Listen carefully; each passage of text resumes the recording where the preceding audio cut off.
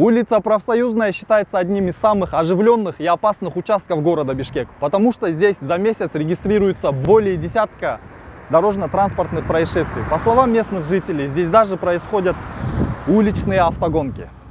После капитального ремонта улица Профсоюзная стала опасным участком в городе Бишкек. Из-за огромного количества ДТП, среди которых были и смертельные случаи, местные жители прозвали этот перекресток кровавым.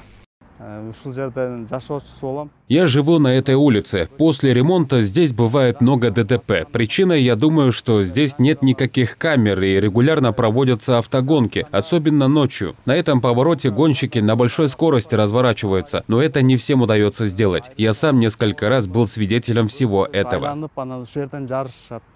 Наиболее распространенные аварии, которые фиксируются на данный момент, это по вине водителей из-за превышения скорости, нарушение правил маневрирования, выезд на встречную полосу, управление транспортным средством в нетрезвом состоянии, наезд на пешехода. Главной причиной несчастья по вине пешеходов является переход проезжей части в неустановленном месте. Следующей по распространенности причиной является неожиданный выход на проезжую часть. Наименее распространенные причины – это игра на проезжей части и выход детей на проезжую часть без сопровождения взрослых.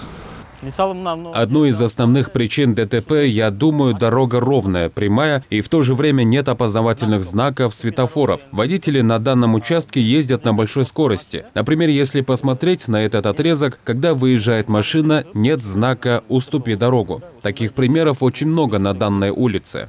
На данный момент параметры большинства дорог не соответствуют возросшей интенсивности движения и составу транспортного потока. Отдельные участки дорог работают в режиме постоянных перегрузок, что зачастую приводит к дорожно-транспортным происшествиям с тяжкими последствиями и созданию транспортных задержек. Аварийная ситуация на дорогах обусловлена тем, что фактически автомобильные дороги и улицы крупных населенных пунктов перегружены в несколько раз. К примеру, по Бишкеку пропускная способность улично-дорожной сети рассчитана на 40 тысяч единиц авто. Однако в Бишкеке зарегистрировано более 420 тысяч авто, что превышает пропускную способность более чем в 10 раз. Кроме этого, другим фактором, усугубляющим ситуацию на дорогах, является увеличение числа неопытных и неквалифицированных водителей, отмечают специалисты. С целью предотвращения и недопущения дорожно-транспортных происшествий со стороны УПСМ проводятся разъяснительные работы, рейды. Пользуясь случаем, хотелось бы обратиться к водителям, строго соблюдать и не пренебрегать правилами дорожного движения, ведь наша безопасность в наших руках.